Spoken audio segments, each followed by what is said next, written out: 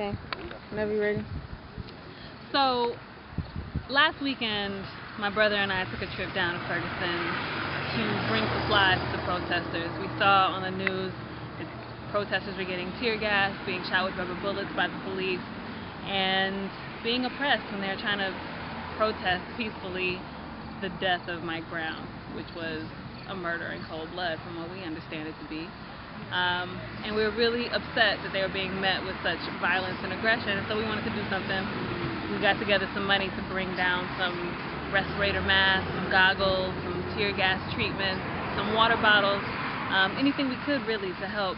And when we got to the church, the headquarters where all of the organizers were meeting up to disperse and to get supplies together, we were told about a group of young men that were camping out in the protest area and refusing to leave until justice for Mike Brown was served.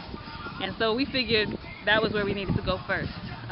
So we took our first load of supplies there first, see what they needed. And when I first walked up to the camp, you know, just all smiles, I was like, so which one of y'all is Dante? And, you know, they didn't know who I was. They didn't know if I was undercover, if I was, you know, a tourist trying to act like I'm on safari or what.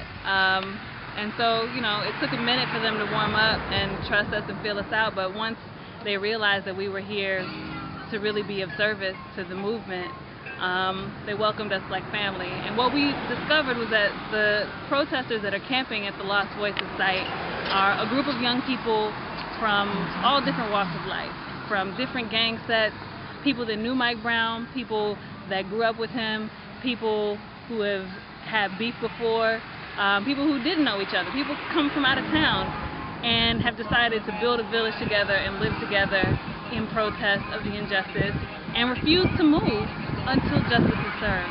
And that, to me, is so powerful, because what we're experiencing in Chicago right now is a generation of youth that can't see past the differences between them to unite against the real force of oppression, which is police brutality, which is institutionalized oppression, which is the prison industrial complex, which is the military industrial complex. And so to see a group of young people that are conscious, that are active, that are trying to get their message out to the world, that are willing to squash the differences between them in order to fight a bigger, much more dangerous threat, was something that we could really get behind and that we really believed in. And that's why we're here supporting Lost Voices, because young people all over America, all over the world, need to hear this story. And it shouldn't take the death of a teenage boy for young people of color to come together and realize that their voices are so powerful, that they can actually change the world when they come together, you know, and stop fighting each other over petty stuff. Which is a message that I want to take back to the kids in Chicago and then bring all around the country, because I think that that's a message that will waken everybody's mind.